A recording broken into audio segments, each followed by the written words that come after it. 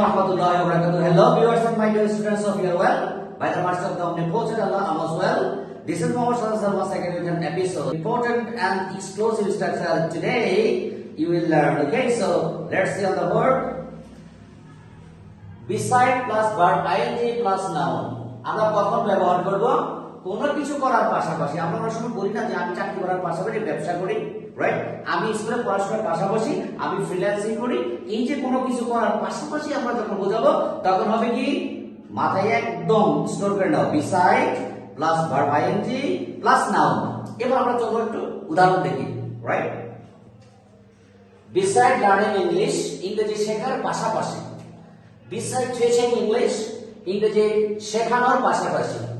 beside doing works, কাজ করার পাশাপাশি, অথবা beside doing jobs, right? beside going to school, right? তারপর আমরা লিখতে পারি beside doing my jobs, right? এভাবে আমরা অনেকগুলো সেন্টেন্স আমরা লিখবো ছোট ছোট ফ্রেজ আকারে। তারপর আমরা এটাকে এক্সটেনশন মেথডে নিয়ে যাব, রাইট? এবার আমরা একটু এক্সটেনশন দেখি। সেন্টেন্স এক্সটেনশন মানে একটু বাড়াবো এটাকে আমরা, clear?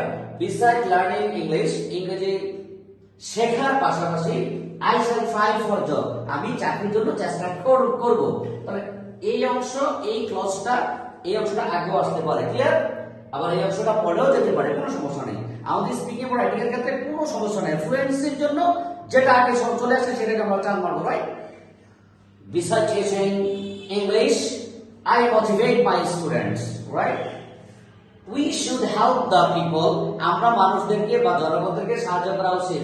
beside doing works for job, আমরা আমাদের কাজের পাশাপাশি যে কোনো মানুষ যখন বিপদে আসবে আমাদের তাদেরকে সাহায্য করা উচিত। তো এইভাবে তোমরা শত শত বাক্য বানাও, অন্তত 10টা বানাও, কাগজ কলম নাও, স্ট্রাকচার লিখো, সেন্টেন্স লিখো, দেখবে তোমার রাইটিং ডেভেলপ হয়ে যাবে।